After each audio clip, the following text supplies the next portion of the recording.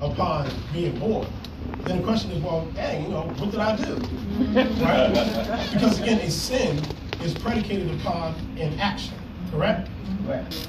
So what was the activity upon me coming forth from the womb that would constitute a sin?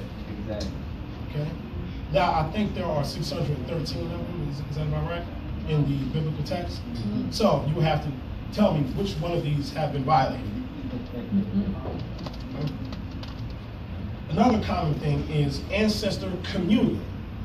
Now, some people may say ancestor worship, ancestor veneration. Yes, we do that because the word worship, it actually means to honor. So when someone says you are an idol worshiper because you have a picture of an ancestor on the mantle, well, technically, there's no one in the world that's exempt from ancestor veneration. Everybody does it. Yep.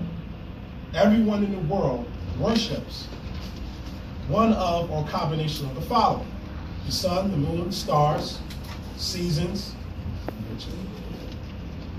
phallic symbols, forgive me, the elements, earth, air, wind, fire. There are no exceptions. None. So, if you have our brothers who practice Islam, they'll say, no, we don't do that. Say, well, why do you have the popular star and the crescent? Both of those are female symbols. There are no exceptions to the rule. So, we communicate with our ancestors. See, it's a community.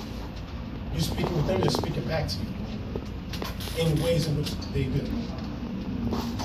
Ma'at is common across the continent. The word Ma'at is across the continent as well.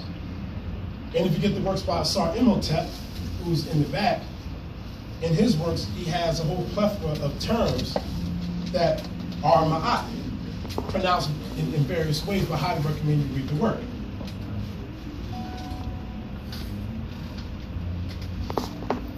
And this is another work that I really love. And I'm going to need to read this. I'm not going to put it up on the screen. But I think I couldn't have said this any better. The African worldview begins with a holistic conception of the human condition. There is no mind-body effective cognitive in dualism. So the human person, the human organism is conceived as a totality made up of a series of interlocking systems. This total person is simultaneously experiencing, sensualizing, sensing, and knowing human being living in a dynamic, vitalistic world where everything is interrelated and endowed with the supreme force of life. There is a sense of aliveness, intensity, and animation in the music, dance, song, language, and lifestyles of Africans.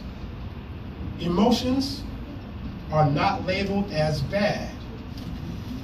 Therefore, there is no need to repress feelings of compassion, love, joy, or sensuality. The basic human unit is the tribe, not the individual. The tribe operates under a set of rules geared towards collective survival. Cooperation is therefore valued above competition and individualism.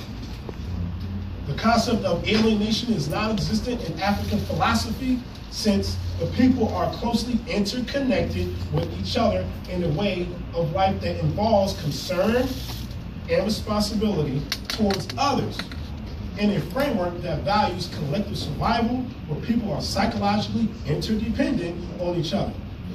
Active aggression against another person is in reality an act of aggression against oneself. If you've heard of the works of Dr. Joy DeGruy, she's the author of the, what's that word? Post-traumatic slave syndrome. And she speaks about axiology, which is the study of the highest value of any given human society. And she explains eloquently that the highest value for African people is a relationship between man and man, or person and person. Whereas though for the European ethos, the highest value lies between man and the object, and it's their acquisition of the object. That is their greatest drive and influence, motivation. So, which explains why they're able to objectify other people, dehumanize you. And in Africa, in order to become a human, all right, so right now you're just a Homo sapien. You're just an organism, but you have to earn being a human. And when you are a human, that means you recognize the humanity in others. That is the prerequisite of being a human being.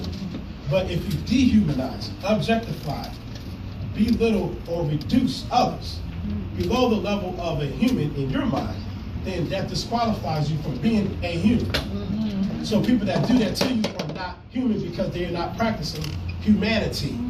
They have no concept of Ubuntu, which you find in South Africa.